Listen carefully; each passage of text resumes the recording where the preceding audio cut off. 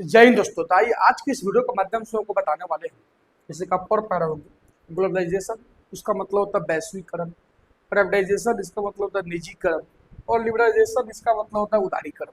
दोस्तों आपको बता देना सबसे पहले कि ये जो टॉपिक है, आज का जो टॉपिक रहने वाला है, कि हर एक को कहा ना 10वीं का बोर्ड एग्जाम हो बिहार बोर्ड के छात्रों के लिए, या 12वीं का बोर्ड एग्जाम हो एज ए सोशल स्ट्रीम से जो जुड़ा हुआ विद्यार्थी है, या कोई किसी प्रकार का मतलब कंपटीशन वगैरह वगैरह, किसी प्रकार का कोई भी प्रतियोगिता से जुड़े हुए एग्जाम हो, उन तमाम एग्जामों के लिए ये अति ही नहीं नितांत आवश्यक ये टॉपिक है, जिसके बारे में आज की इस वीडियो के माध्यम से आपके बीच में हम कुछ बातें रखने वाले हैं। चलिए दोस्तों, तो हम शुरू करते हैं। ये जो वैश्वीकरण, निजीकरण और उदारीकरण, जिसको एज ए शॉर्टकट में बोलते हैं एलपीजी, जिसको एज ए शॉर्टकट में बोलते हैं दोस्तों एलपीजी। आप सुने होंगे कि एलपीजी मतलब एलपीजी गैस सिलेंडर नहीं है दोस्तों, लिक्विफाइड पेट्रोलियम गैस। ये जो है इकोनॉमिक्स का एलपीजी है। एल मतलब लिबरलाइजेशन, लिबरलाइजेशन जिसका मतलब होता है उदारीकरण। पी मतलब प्राइवेटाइजेशन, जो आप ऐसे देख पा रहे हैं, जिसका मतलब होता है निजीकरण। और जी मतलब ग्लोबलाइजेशन। बात है 1990 के दशक का दोस्तों। उस समय हमारे देश के प्रधानमंत्री थे, एज आपको बता देना चाहते हैं, नरसिम्हा राव रेड्डी, और देश के फाइनेंशियल मिनिस्टर एज ए वित्त मंत्री के रूप में कार्यरत थे डॉक्टर मनमोहन सिंह, जो आगे चल के 2004 से लेकर 14 तक यूपीए सरकार के अंडर में रहकर देश का एज ए प्रधानमंत्री के रूप में अच्छा खासा कार्यभार संभाला। खैर, हमारा मुद्दा आज का एलपीजी के ऊपर ध्यान केंद्रित करना है, तो हम लोग एलपीजी के लेकर बातें करेंगे। देखिए, वास्तव में बात किया था 1990 के दशक में देश की स्थिति इतना लड़खड़ा गया था भाई, कि फॉरेक्स रिजर्व अगर देखा जाए तो महज $1 बिलियन, सिर्फ $1 बिलियन ही बचा हुआ था। यानी कि जो कुछ दिनों यानी कि एक सप्ताह में मतलब कंप्लीटली हमारे देश का जो फॉरेस्ट रिजर्व था वो खत्म हो जाने वाला था। अब वो खत्म हो जाने का मतलब क्या हुआ कि जो हमारा देश जो आयात कर रहा था, तेल इंपोर्ट कर रहा था, जो भी मतलब विदेशी गुड्स एज इंपोर्ट कर पा रहा था, वो ठप हो जाता। ऐसा मजबूरी, ऐसी नौबत आ गई थी दोस्तों, आपको बता देना चाहते हैं कि देश की सोना को गिरवी रखना पड़ा था। जो मतलब हमारे देश की जो सोना, मतलब देश के क्विंटलों सोना को एज ए ब्रिटेन कोई जो 200 सालों तक हमारे ऊपर राज किया, वहां पे हमको गिरवी तक रखना पड़ा था। मतलब आप समझ सकते हैं भाई, 1990 के दशक का स्थिति कितनी दर्दनाक स्थिति थी, कितनी मतलब कैसी स्थिति थी। उस स्थिति से हम लोग निजात पाए हुए हैं। तो ट्रम्प के ही टेरिफ पे टेरिफ लगैला से हम लोग कुछ घबराए वाले हैं। खैर, हम लोग का मुद्दा दोस्तों चाहे ट्रम्प ऊपर नहीं है, हम लोग इधर बात करने वाले हैं एलपीजी के लिए। मतलब ये स्थिति काफी दयनीय, काफी मतलब बोले तो दर्दनाक हो रही थी, ठीक है। और हम लोग गए हुए थे वर्ल्ड बैंक के पास, आईएमएफ के पास, हम लोग गए हुए थे लोन के लिए, जो वैश्विक स्तर पे कोई देश को किसी प्रकार के विपदा से, आपदा से निकलने के लिए अपने ओर से एज ए सहायता राशि देती है, हम लोग गए हुए थे। लेकिन आईएमएफ, चाहे एशियन डेवलपमेंट बैंक एडीबी, चाहे वर्ल्ड बैंक, सबके ओर से, क्या कि वर्ल्ड बैंक हो चाहे आईएमएफ हो, उसको अमेरिका का ही बैंक बोलिए ना, क्या सबसे अधिक तो एज ए मतलब शेयर उसी का है, तो जो चाहेगा वही होगा। मतलब उसकी ओर से साफ इंकार कर दिया गया हम भारतीयों को लोन देने से। मतलब हम भारतीय के लिए बेल आउट पैकेज रिलीज करने से साफ लफ्जों में इंकार कर दिया गया, ये बोलते हुए कि भाई तोहनी के देश में, तोहनी के तो टोटली देखल जाए तो एक प्रकार से एज ए सोशलिस्ट है सब।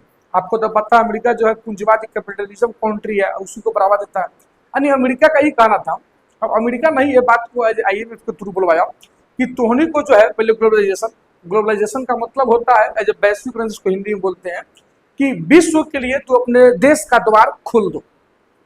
प्राइवेटाइजेशन का मतलब होता है निजीकरण, तू अपने देश में प्राइवेट कंपनियों को भी बढ़ावा दो, ठीक है कि नहीं, जिससे मतलब विश्व के लिए अपने द्वार खोल दो और प्राइवेट कंपनी को भी बढ़ावा दो, जिससे हमारे भी देश का, अगल बगल के देश का जो भी प्राइवेट कंपनी है जो इच्छुक होगी जाके वहां पे काम करेगी।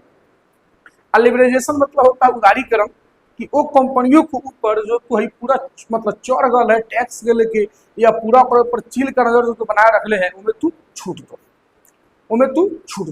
अब भाई भारत सरकार के पास और कोई ऑप्शन था भी नहीं, सरकार को अंतर्गत आईएमएफ का इस शर्त मानना पड़ा और एलपीजी को एज ए रिफॉर्म करनी पड़ी।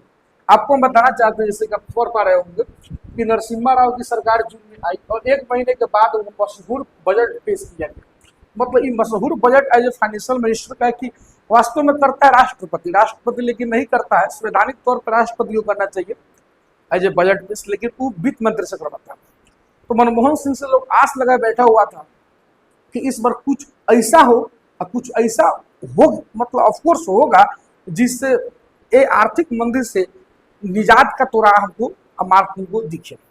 अब मनमोहन सिंह कुछ ऐसा किए गए, मतलब ये बजट पेश किया गया, मशहूर बजट पेश किया गया, मतलब काफी मशहूर वही बजट जिसने देश की किस्मत बदल दी। दिन था 24 जुलाई, 24 जुलाई 1991 का बात कर रहे हैं, ठीक है। आमतौर से एक बजट को तैयार करने में 3 महीने लगते हैं, लेकिन मनमोहन सिंह के पास सिर्फ 1 महीना था। मनमोहन सिंह इसको तैयार किए हुए थे। देखिए यहाँ पे मनमोहन सिंह इस बजट में उदारीकरण, निजीकरण और वैश्वीकरण से जुड़ी अहम घोषणाएं की। अब अहम घोषणा की वही घोषणा जो एज IMF का जो सर था वो बात को रखे। और उसके बाद क्या हुआ, वही वास्तव में बात यह है कि देखिए ग्लोबलाइजेशन मतलब वैश्वीकरण, मतलब विश्व के लिए देश का द्वार खोल दिया गया। प्राइवेटाइजेशन मतलब प्राइवेट कंपनियों को बढ़ावा दिया गया। और लिबरलाइजेशन मतलब उदारीकरण, यानी कि कहने का मतलब उसको छूट दिया गया। तो इससे क्या हुआ कि विदेशी कंपनियों का आना शुरू हुआ। और IT सेक्टर में हम बताएंगे, हर एक सेक्टर में जैसे मानिए तो भारत में भूचाल सा आ गया। और जो $1 बिलियन उस समय भारत का फॉरेस्ट रिजर्व था, आज के समय में देखिए दोस्तों, तो भारत का फॉरेस्ट रिजर्व मोटा मोटी $680 बिलियन भी क्रॉस कर गया है। तो कहीं ना कहीं भाई कि हमें मनमोहन सिंह का बहुत बड़े एज ए मतलब कहने का मतलब उनका योगदान कहा जाएगा, योगदान को हम लोग नहीं भूल सकते हैं।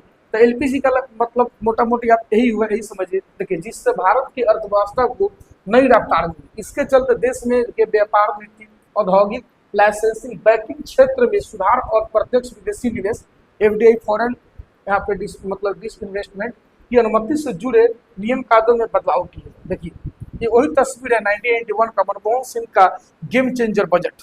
इन्हीं के द्वारा 24 जुलाई को ये जो बजट पेश किया गया था, इसको गेम चेंजर मतलब मशहूर बजट का दर्जा दिया गया। देखिए अर्थव्यवस्था को दुनिया के लिए खोला गया, मतलब भारत की अर्थव्यवस्था को मतलब वही भारत के द्वार को वैश्विक स्तर पे खोल दिया गया। पहले सीमेंट से लेकर बाइक तक के हर क्षेत्र में कितना उत्पाद होगा ये भी सरकार तय करती थी। मतलब नहीं बोल रहा है, पहले पूरा पूरा सरकार का नजर था, कहाँ पे क्या हो रहा है, कहाँ पे क्या नहीं हो रहा है, ठीक है। मतलब देखिए बाइक से लेके, ठीक है, मतलब सीमेंट तक का सेक्टर, यानी कोई भी सेक्टर में कितना उत्पादन होगा, क्या होगा, क्या नहीं होगा, ये सब सरकार तय करती थी। लेकिन अब यहाँ से प्राइवेट कंपनी को ढील दिया गया कि भाई तुमको जिंग ऊपर में आ रहा उंग करो, हमको बस टैक्स से मतलब है, ठीक है। और यहाँ तक कि आपको बता दें दोस्तों, देखिए कस्टम ड्यूटी जो टैक्स भी है उसको 220% से घटाकर 150% किया गया। अब बजट में बैंकों पर RBI के नियंत्रण को भी कम किया गया। RBI का पूरा पकड़ था, आपको नहीं बोलो शुरू में, मतलब पूरा चील का नजर बनाए बैठी हुई थी सरकार।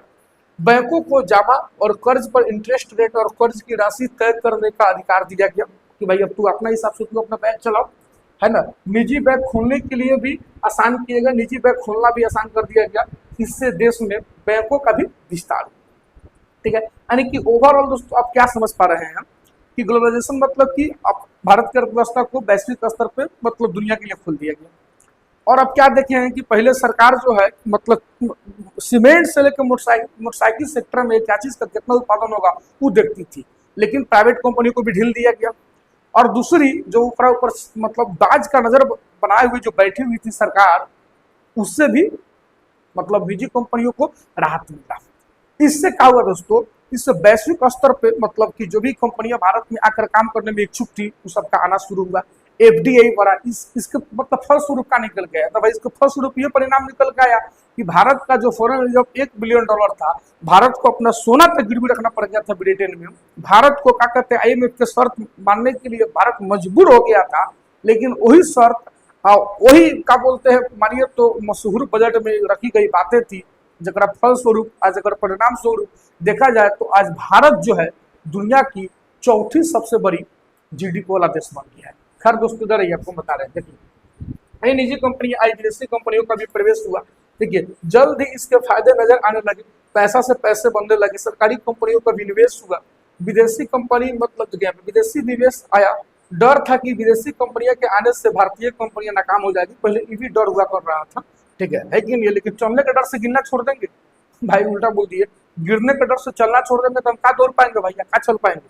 सर यहाँ पे देखिए विदेशी कंपनियों के लिए केवल यहाँ पे लोकल सप्लायर बनकर रह जाएगी, लेकिन भारतीय कंपनियां फंदे फूलने लगी, करोड़ों नई सरकारियां मार्केट में आई और करोड़ों लोग गरीबी रेखा से पहली बार ऊपर उठे। मतलब कि इसका रिजल्ट देख के कहने का मतलब आम भाषा में बोलना चाहते हैं भाई कि मतलब छाती जो है ना गज भर फूल आया।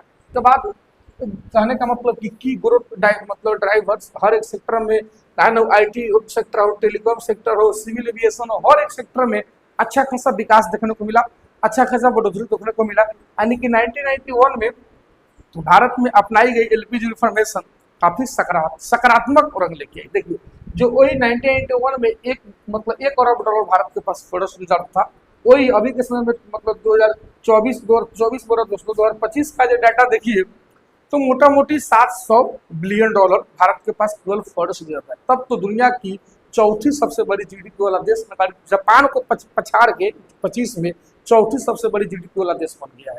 ठीक है, तो मतलब ये एलपीजी वैश्वीकरण, निजीकरण और उदारीकरण इसको लेके यही था।